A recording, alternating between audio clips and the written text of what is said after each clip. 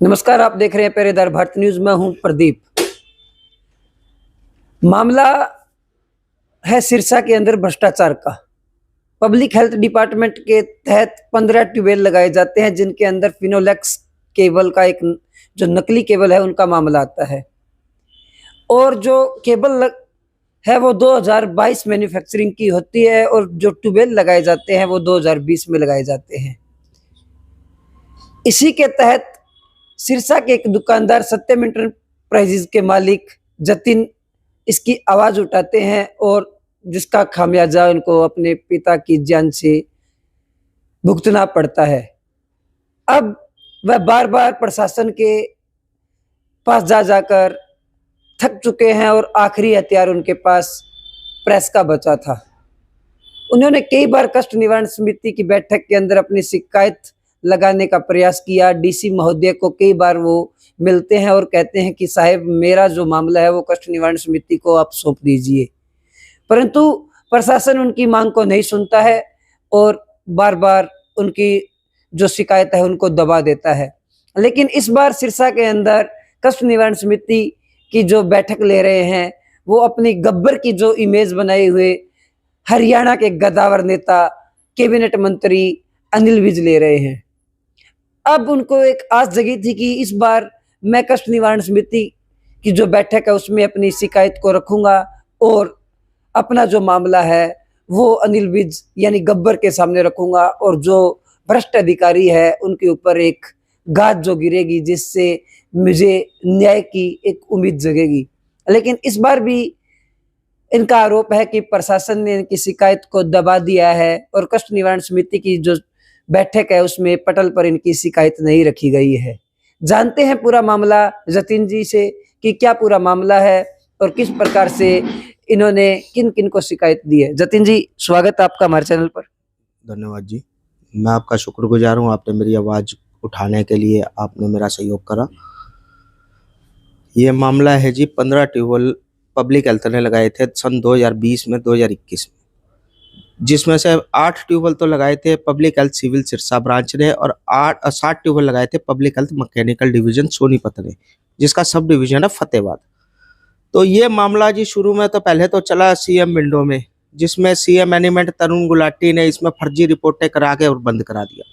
जिसके बाद हमने ये मामला उस वक्त भी ग्रीवियांस मीटिंग में लगवाया और उसकी अध्यक्षता भी उन्होंने 31 दिसंबर 2021 को अनिल विज जी ने करी थी, जिस वक्त वो गृह मंत्री थे। तो उन्होंने मामले को सुनकर इसमें पुलिस एफआईआर के आदेश दिए थे। पुलिस एफआईआर के बाद ये मामला लटकता गया 5 मई 2022 में इस मामले में एसपी साहब ने एसआईटी गठित कर दी। इस एसआईटी में एक एएसआई हनुमान को भी एसआईटी मेंबर बना दिया, जो एक नंबर का चोर था। उस व्यक्ति ने मोटा पैसा बटोरा और इस मामले को कमजोर करता गया। पुलिस रिकॉर्ड से फाइलें रिकॉर्ड ही गायब कर दिया उस व्यक्ति ने। मोटा पैसा, जिसको मर्जी अरेस्ट कर लिया, जिसको मर्जी आया छोड़ दिया। उसके बाद पुलिस थाने में फिनोलेक्स कंपनी वाले, पब्लिक हेल्थ वाले मुझे और मेरे पिताजी को जान से मारने की धमकियां देते हैं।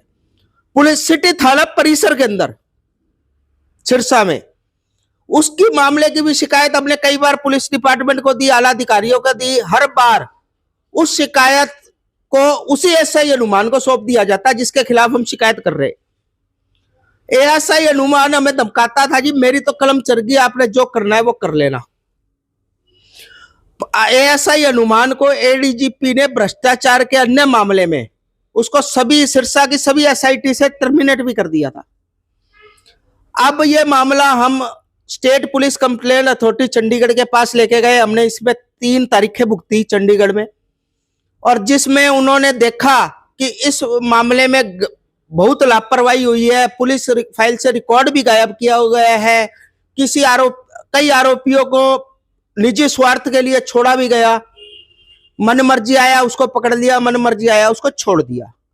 तो अब इस मामले में एसपीसीए ने आदेश दिया था दोबारा इसकी जांच बढ़िया तरीके से डीएसपी रैंक से नीचे का अधिकारी ना करे। इस मामले में 8/10/2024 को एसपी साहब ने एक एसआईटी बनाई।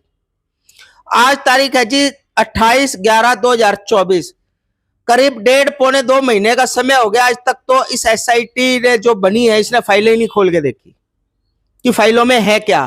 फिर एसआईटी का मतलब क्या है? एसआईटी का मतलब है special investigation team. Special investigation छोड़ो जी, नॉर्मल इन्वेस्टिगेशन ही नहीं है इसमें।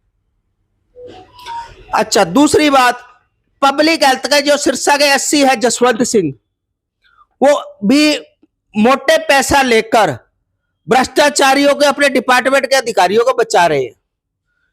जिन 4 अधिकारियों को पहले पुलिस ने गिरफ्तार करा, उसमें एक मोहनलाल जई था जिसने 1 महीने के करीब जेल यात्रा करी, जमानत में बाहर आया और उसको डिपार्टमेंट प्रमोशन का इनाम देती है, जेई से एसडीओ बनाती है। यह हमारे देश का दुर्भाग्य है कि भ्रष्टाचारियों को प्रमोशन देकर उनको इनाम दिया जाता है जेल यात्रा के बाद भी। मैंने ये मामला अब सोमवार को, मैंने 25 तारीख को डीसी साहब के समक्ष रखा कि जी ये मामला विज साहब की ग्रीवियांस मीटिंग में मेरा लगाया जाए। इस मामले में मेरे पिता की भी मृत्यु हुई है और पब्लिक हेल्थ, एएसआई अनुमान और फिनोलेक्स कंपनी इसमें जिम्मेदार है। फिर मुझे डीसी साहब ने आश्वासन दिया जी आपका मैटर रखा जाएगा, परंतु जब कल लिस्ट आउट हुई, ग्रीवियांस मीटिंग के एजेंडे की लिस्ट, उसमें मेरा नाम नहीं था। बहुत बड़ी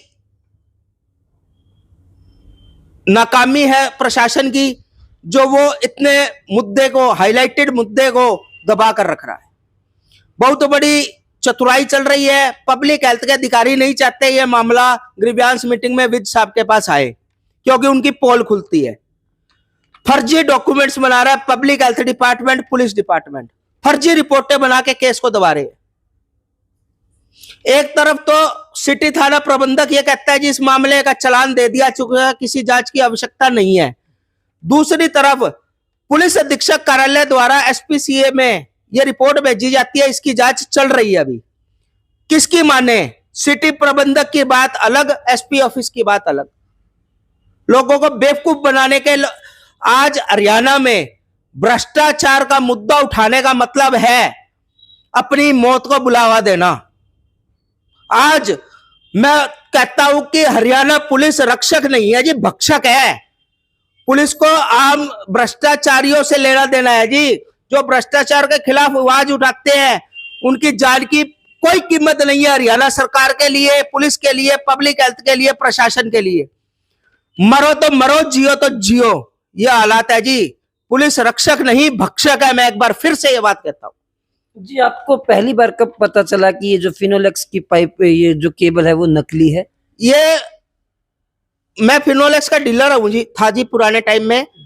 तो हमने सैंपल की जांच कराई थी, जो जब कंपनी के बंदे आके जब ये लैब में जांच हुई, तब उस लैब की रिपोर्ट में ये मामला, ये केबल नकली पाई गई थी जी। और उसके बाद ही ये एफआईआर दर्ज हुई। अनिल विज ने एफआईआर दर्ज कराई, लेकिन आज भी एसपी ऑफिस के अधिकारी ये बोलते हैं कि पहले वाली एसआईटी ने इस मुकदमे में 10% काम भी नहीं किया। इस बात से आप अंदाजा लगा सकते हैं कि पुलिस किस भाव से मुकदमे को हैंडलिंग करती है। एक आपने अपनी जो लिखित शिकायत प्रधानमंत्री के नाम लिखी है, उसमें अपने पिता की मृत्यु का जिक्र कर रहे हैं और उसमें जिक्र कर रहे हैं कि फिनोलेक्स कंपनी के जो अधिकारी है वो आपको थाने के अंदर धमका रहे हैं और घर की महिलाओं के साथ बलात्कार जैसी करने की धमकी दे रहे हैं। तो अधिकारियों ने कोई संज्ञान नहीं, कोई संज्ञान नहीं है जी। मैं तो कह रहा हूं पुलिस रक्षक नहीं जी, भक्षक है। पुलिस थाने में यह घटना घटित होती है, मेरे को कहते हैं एविडेंस लाओ जी। मैंने कहा जी पुलिस थाने की सीसीटीवी फुटेज मेरे पास कैसे आएगी? वो सीसीटीवी तो पुलिस के पास है, उसको वो एविडेंस मैं कहां से दूं? जी। अब एक और है इसके अंदर मामला कि आप कह रहे हैं कि मैं बार बार ग्रीवेंस कमेटी की जो बैठक है उसके अंदर अपनी शिकायत लगवाने की कोशिश कर रहा हूं ताकि मेरी शिकायत पटल पर रखी जाए। कितनी बार आपने शिकायत? मैं 3 से 4 बार मैं डीसी साहब से, एसपी साहब से गुहार लगा चुका हूं। मैं मंडे को भी 25 तारीख को भी गया हूं। डीसी साहब ने मेरी शिकायत को अच्छे से पढ़ा है। उसके बाद मुझे बोला है कि आप पंचायत भवन में वक्त के अनुसार पहुंच जाना, लेकिन जब कल लिस्ट आती है उस लिस्ट में मेरा नाम ही नहीं है। मुझे अचंभा होता है कि आज इतने बड़े ओहदे पे बैठे आईएएस अधिकारी, आईपीएस अधिकारी इतने लापरवाह कैसे हो सकते हैं? कि उनको हाईलाइटेड मैटर, इतना बड़ा मुद्दा हत्या का, भ्रष्टाचार का, गुंडागर्दी का, उनको दिखता नहीं है। आपके हिसाब से ये मामला कितने रुपए के भ्रष्टाचार का है? ये मुद्दा तो भ्रष्टाचार का करोड़ों रुपए का है जी, और करोड़ों रुपए पुलिस वाले इसमें रिश्वत खा चुके हैं। तो अब आप अनिल विज जो एक गब्बर की छवि बनाए हुए हैं कि वो तुरंत फैसला लेते हैं और तुरंत न्याय करते हैं, तो आपको कितनी उम्मीद है कि कल आपका मामला सुना जाएगा? मुझे कोई उम्मीद नहीं दिख रही जी। बाकी अनिल विज जी के पास मैं जाऊंगा, पंचायत भवन में मैं जाऊंगा, मेरी एंट्री होती है तो, और मैं उनके पास समक्ष ये मुद्दा पुरजोर मांग मेरी उठाऊंगा कि इस मामले में जो आरोपी है इसकी न्यायिक जांच करवा के इस मामले को स्टेट क्राइम ब्रांच को, सीबीआई को देते हुए, क्योंकि ये मामला बहुत बड़ा है जी, ये छोटा मामला नहीं रह गया। अब ये सिर्फ एक केबल, नकली केबल का मामला नहीं रह गया, ये बहुत बड़ा मामला बन गया। इसमें मेरे पिताजी की हत्या हुई है, इनको कोई मतलब नहीं है पुलिस को, कोई मरे कोई जिए, ये तो जनता को मारने के लिए तैयार है। हरियाणा में भ्रष्टाचार का मामला उठाने का मतलब है मौत को निमंत्रण देना।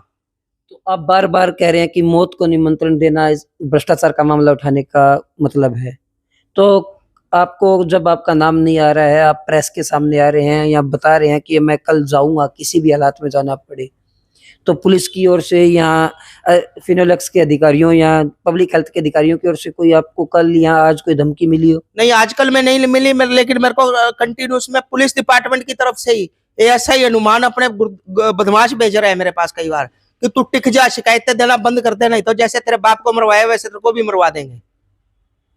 ये आप गंभीर आरोप लगा रहे हैं एससी जसवंत सिंह और एएसआई हनुमान सिंह पर। हाँ, आप हत्या जैसे आरोप लगा रहे हैं। लगा रहा हूँ जी, मेरे पिताजी गए हैं इस मामले की वजह से, इनको कोई मतलब नहीं है, इनको कोई, इनके मन में कोई मतलब वो नहीं है कि हमने ये गलत काम करा है। पुलिस डिपार्टमेंट खुद अपने अधिकारियों को बचाने में लगी हुई है, पब्लिक हेल्थ अपने अधिकारियों को बचाने में लगा हुआ है। एससी जसवंत सिंह मेरे यहाँ पर अपने, उसका एससी जसवंत सिंह का साला नवीन मेरा आता है, वो मेरे पिताजी को उलझुल बोला करता, और साथ में बोला करता मेरे को मेरे चाचा की चिंता हो रही है, चाचा का कुछ हो ना जाए। ये प्लानिंग बहुत बड़ी चली है जी पहले भी। उसके बाद मेरे पास एससी जसवंत सिंह गुंडे भेजता है कि तू ये शिकायतें बंद कर दे, नहीं तो बहुत बुरा होएगा। एससी जसवंत सिंह 90 लाख रुपए की फर्जी रिकॉर्डिंगें बनवाता है मेरे नाम से कि जितिन गोयल 90 लाख रुपए मांग रहा है। मैंने जी आज तक 9 रुपए नहीं मांगे किसी से। मैं तो कहता हूं जी मेरे पिताजी को वापस ले दो, 90 लाख रुपए मैं देता हूं। जिसका घर का मेंबर चला हुआ है वो 90 चला जाए, वो 90 लाख रुपए लेके क्या करेगा? क्या उसके घर का मेंबर वापस आ जाएगा 90 लाख रुपए से? अब आप अनिल विज से या हरियाणा सरकार से क्या मांग रखते हैं? मैं हरियाणा सरकार से, विज साहब से की मांग करता हूं, इस मामले को गहनता से ले और मुझे इंसाफ दिलाया जाए, मुझे और मेरे परिवार को कानूनी संरक्षण भी दिया जाए। हम डर के साए में जी रहे हैं, कभी भी मेरे साथ या मेरे परिवार के साथ कोई भी हादसा हो सकता है। जय हिंद, जय भारत। हमारे साथ थे जतिन गोयल, जो सिरसा के अंदर भ्रष्टाचार की एक बू थी, वो उन्होंने सूंघी और उस मामले को ग्रीवेंस कमेटी तक लेकर गए, डीसी तक लेकर गए और एसआईटियां उस पर गठित होती है, लेकिन आज तक इनका आरोप है कि किसी भी एसआईटी ने उसके ऊपर गहनता से जांच नहीं की। अब यह जब अपनी उस जांच से खुश नहीं है तो उन्होंने कई बार ग्रीवेंस कमेटी को अपना पत्र लिखते हैं, उनके ऊपर जाने की मांग करते हैं, लेकिन अधिकारीगण इनको हर बार पीछे धकेल देते हैं। अब देखना होगा कि कल अनिल विज जब सिरसा के अंदर ग्रीवेंस कमेटी की शिकायतें सुन रहे होंगे तो उसमें जतिन गोयल की शिकायत कहां तक रखी जाएगी और जतिन गोयल अपनी मांग कहां तक उठा पाते हैं। आप देखते रहिए पहरेदार भारत। मैं हूं प्रदीप।